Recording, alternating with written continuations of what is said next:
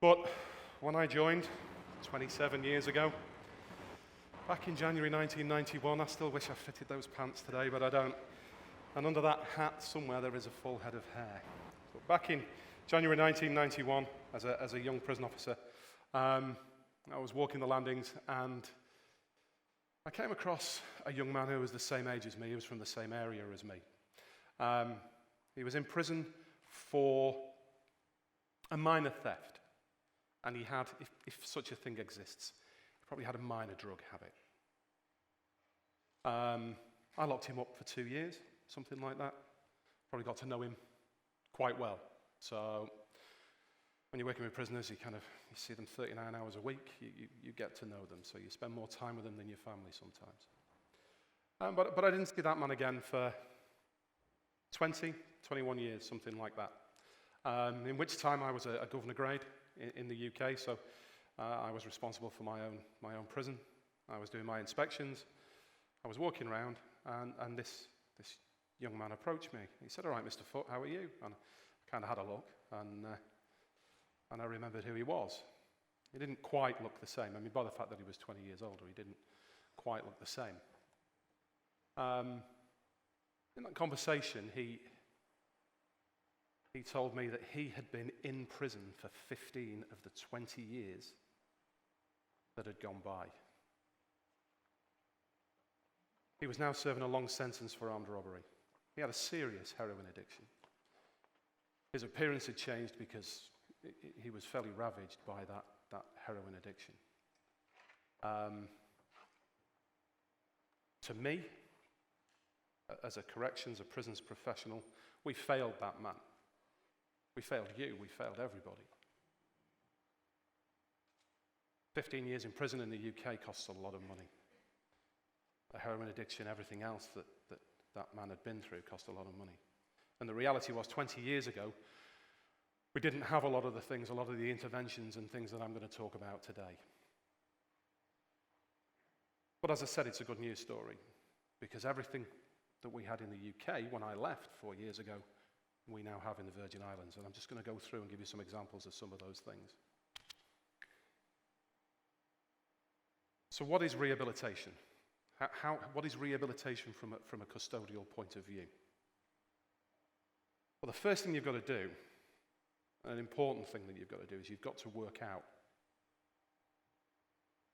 what rehabilitation methods you need to use for that particular individual. And we do that using a thing called a sentence plan. I'll give you an example so you understand what I mean. Somebody comes in for theft. Why have they stolen?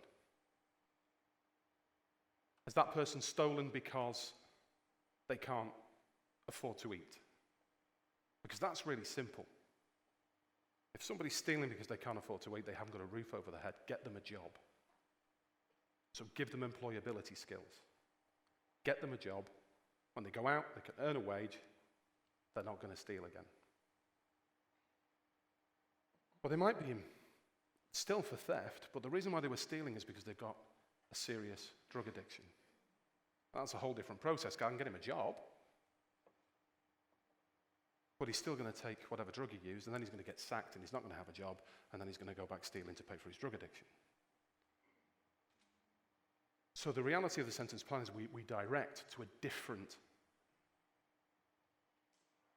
intervention, which would in this case be substance misuse services, counselling, medication, and all those things. Get the man clean, get him back out on the street, fingers crossed he won't commit crime again. So the sentence plan directs to eight different areas, which I call pathways. I don't call it pathways, the UK Prison Service calls it pathways, I've stolen it. But and these are the areas that we look, or these are the interventions we look to put in place through the sentence plan to try and reduce reoffending.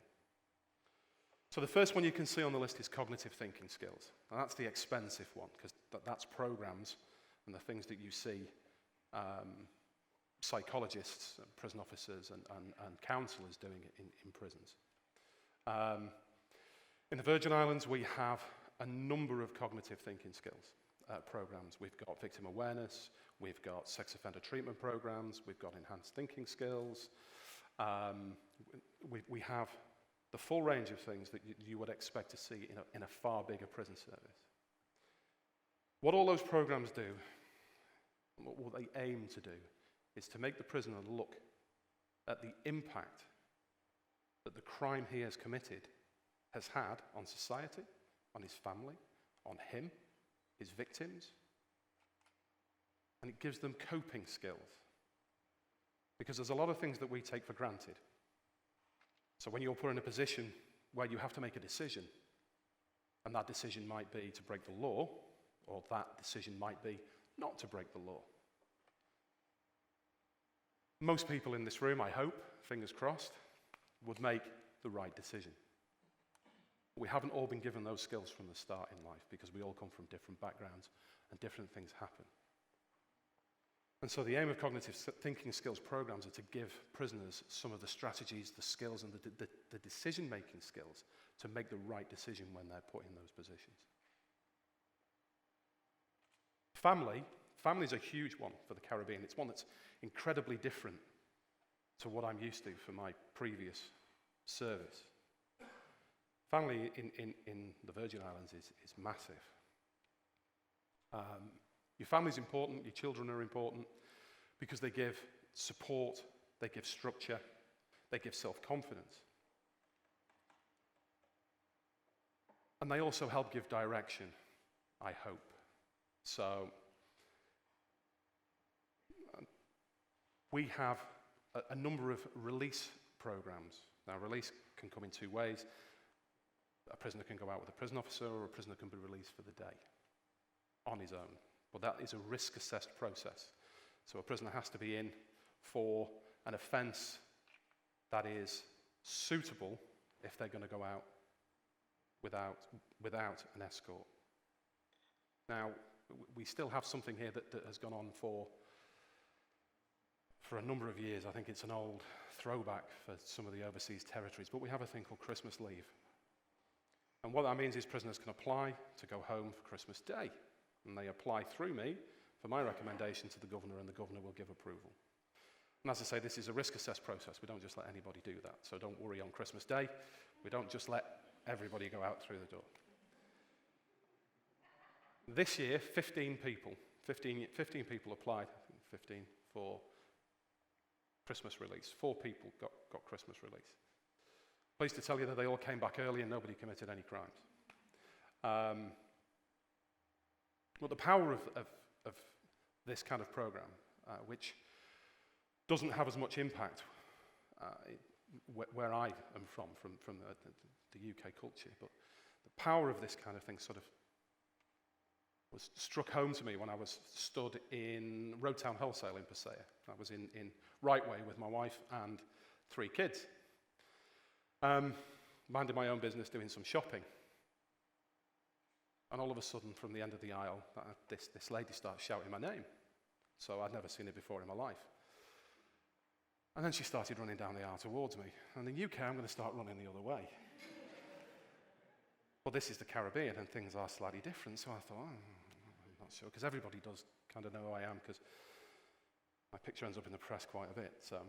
But this lady's running down the aisle towards me, going, Mr. Foot, Mr. Foot, Mr. Foot. And as she got to a sort of 4 feet away, she kind of leapt through the air, threw her arms around me, and planted a big kiss on my cheek. So I'm not even looking at her at this point. I'm looking at my wife, going, I don't know. I don't know who this lady is. I've no idea, darling. So, and she's going, thank you, thank you, thank you. It turns out that I recommended that her son goes home for Christmas Day. And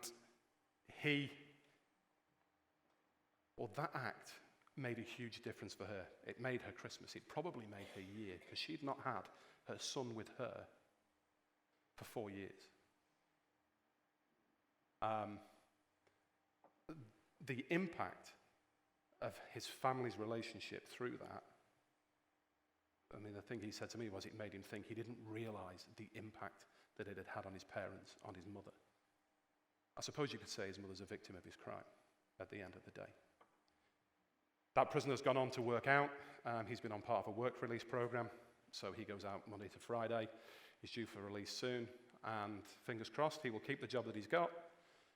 He'll go back into the community, he'll work hard, and his mother will never scare the life out of my wife again. So, health and well-being.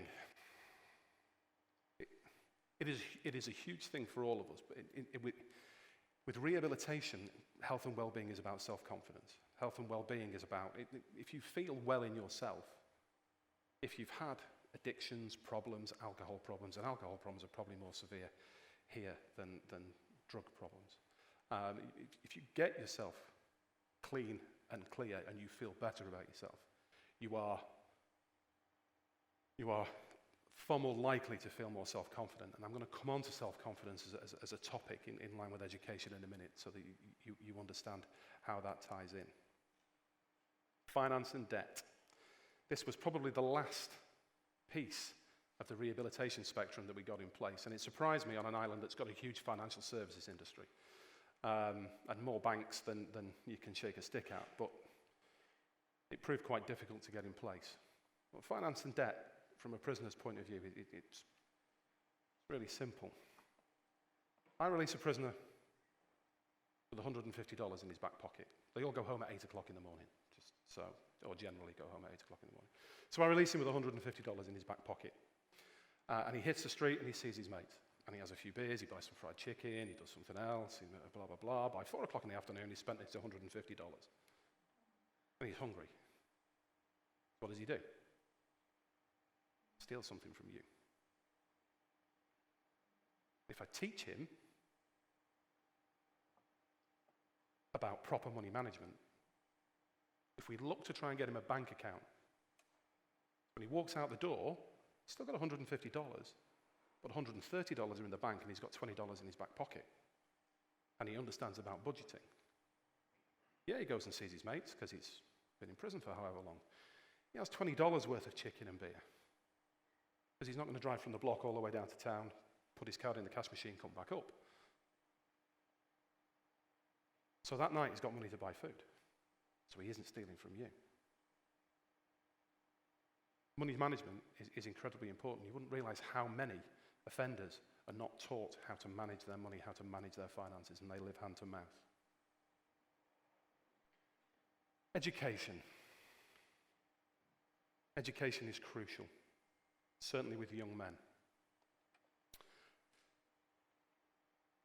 About a third of all prisoners in custody here, and this is comparative around the world actually, so don't look at the Virgin Islands when I give you this statistic and think that it's any different to anywhere else. But about a third of young men in custody here do not have a standard of numeracy or literacy that is equivalent to a child leaving primary school. It's a hell of a statistic. It's an international statistic. It's a huge problem around the world. It's not just for here, as I said. You've got to think about that, how that impacts a person, because, I mean, there's kind of a low murmur around the room, but if you can't read and write, and you go into Roadtown Wholesale and there's a pretty girl behind the till, you're not going to go up to her and say, can you tell me how much this costs, because I can't read? Or can you tell me what this is, because I'm looking for baked beans. I don't know. I'm looking for baked beans. Can you tell me what this is? You're not going to do that, because you're not going to be embarrassed. So you're going to buy what you know. Well, if you watch basketball, Doritos are probably an advert. So you know what a packet of Doritos looks like, because you've seen the crisps come out of it and whatever else. So you're going to eat a packet of Doritos, which is not particularly healthy. I told you I'm going to link it to health and well-being in a minute. Well, the other thing is, you're not going to put yourself in a lot of those social situations. You're not going to go and apply for a job, because you don't want that embarrassment. You're going to stick with that peer group that led you to commit crime, because they accept you and they're happy that you can't read or write, or you can't add up, or whatever the case may be, which limits your ability to move on. The good news is we have mandatory education. We assess every single prisoner now who comes through the door. We do a thing called a RAT test, and we have a look at their standard of literacy and numeracy, and they are placed in education classes in accordance with that. And we've now had 2 prisoners since that started who've gained their high school certificate. And that's, thank you. That's not me, the government funded that, and we have a good teacher, so I have to say, and they put the effort in. So, but it's a big thing, because that ties into a lot of the other factors that I'm going to come to and we've talked about, because they're better able to engage in cognitive thinking skills courses, they're better able to get jobs and all the other bits and pieces. And they can read the lease if they want to go and rent a house. So, education. One of the things that always surprises me, though, is the level of people in custody whose educational standard is at a tertiary level, as I would say. So what that means is it's at a degree level. I've got prisoners asking to do degrees. So we have been fortunate. We've been given an internet connection for free. I'm not going to say the company's name. I don't think this is the environment for advertising, but one of the local companies has given us an internet connection for free. And there are other agencies looking at helping us pay and provide prisoners with the chance to do online degrees and other things. And they're all prisoners serving longer sentences. So we've covered the full gamut of educational programs inside of the prison, and we also have vocational training. So I'll come back to vocational training with employment. Housing. Let's just show you some statistics. These statistics are, they call them key performance indicators or key performance targets in prisons across Western Europe. But there are more than just these 3. Each prison governor has a number of targets that they have to achieve. So what this is saying in the case of accommodation, the bottom one, is everybody who is released from your prison, or of everybody who is released from your prison, 80% need to go into accommodation. Sounds quite a high statistic. It sounds quite reasonable. In the UK, we have a thing called probation hostels. So, risky prisoners, that came out slightly wrong, but prisoners who are high risk, who are in for serious offences, they would go into probation hostels. They're supervised by the probation service on release. There are housing associations, sheltered accommodation, there are all kinds of government-funded agencies. So probably, from my memory, half of the people that come out of prison go into some form of government-funded accommodation. So the real figure of people going into their own houses is probably about 40%. How many people from the Virgin Islands who are released back into the community do you think have accommodation? I nearly fell off my chair. I'll spare you misery. I nearly fell off my chair because I wasn't expecting it to be a high figure. 90%. 90%. Everybody who I release from prison goes into accommodation. That's the community, that's family. You can see how a lot of these things do interlink as well, but that's community, that's family. That's something that we don't have in the United Kingdom, and it was a great concern to me because things are very expensive here. I didn't know quite how we were going to achieve some of those things, but it wasn't actually something we needed to achieve. The community was achieving that for us anyway, and that is a fantastic thing. Released from prison into employment. That figure says 35%. And just so you're clear, when I say released from prison here, of every 4 prisoners released, 1 is probably deported. So 75% of everybody who's up there has rights and stays here. Those statistics are slightly skewed because you get a lot of prisoners in for fines and other bits and pieces that create a churn. But so released from prison into employment in the UK and across Western Europe, 35%. I'm not going to get you to shout it out again, but it's a phenomenal figure again. 95% of everybody who walks out the door has got a job.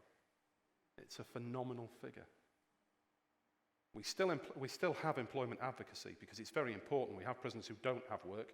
We have prisoners who maybe can't go back to their community because some of the communities are small. There's a lady from Jos van Dijk asking me about how many prisoners I've got from there. And sometimes we have to look at moving prisoners to different areas to try and give them another chance. And so we have employment advocacy services.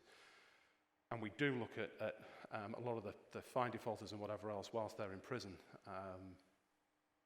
getting employment, so they go out to work Monday to Friday, they spend their evenings and their weekends in prison, but they pay the fine off because they're paying for their kids, and that's important. But then they get out of prison quicker, which means your taxes are not spent on keeping them in the jail, which is common sense. And then that's part of the employment advocacy role. But you can see there's a distinct and huge difference, and that difference is attributable solely to the strength of the community here. One of the other key things about looking at employment for prisoners is that you try and match the skills that we teach them in prison with jobs that are available in the market here in Tortola. And the reality is there's no point me trying to teach people to work in the financial services industry, because with a criminal record I'm not quite sure you're going to get a job. But we have a huge tourist industry. So food handling certificates, food hygiene certificates, all those kind of things are all incredibly useful. Working in the construction industry is also a huge employer. And so as part of the education program, we have vocational training. That vocational training, we do electrics, we do woodwork, we do plumbing, we do tailoring. The next time you see me walking around in a nice uniform, that's made at the prison. But we try to tailor the training and the skills that prisoners get inside of the establishment with the employment market that we have in the Virgin Islands. And that's also proven successful. Even though most prisoners are offered jobs when they go back out with their family and with their friends and whatever else. One of the issues that we have is about how we break that cycle of offending. And one of the huge differences that I see is how the tightness of those communities makes it very difficult for some of the prisoners to break away from the peer groups that have encouraged them in the past with the criminal activities. In the UK, again, it's really simple. It's really simple. You draw a line around an area, you say you can't go in there. So a sex offender, take a sex offender as an example.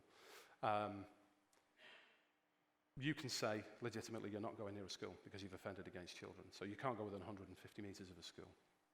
So I don't know what that is in feet, I'm sorry. If they do, they go back to prison. That's it, done and dusted. But you can't drive from one end of Tortola to the other without going past a school. So we can't do those kind of things. So we have to find a solution to try and break some of those cycles.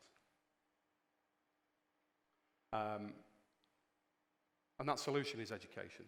And that solution is not education in the prison. That solution is education with children who are coming into conflict with the law at the earliest opportunity. And again, this community provides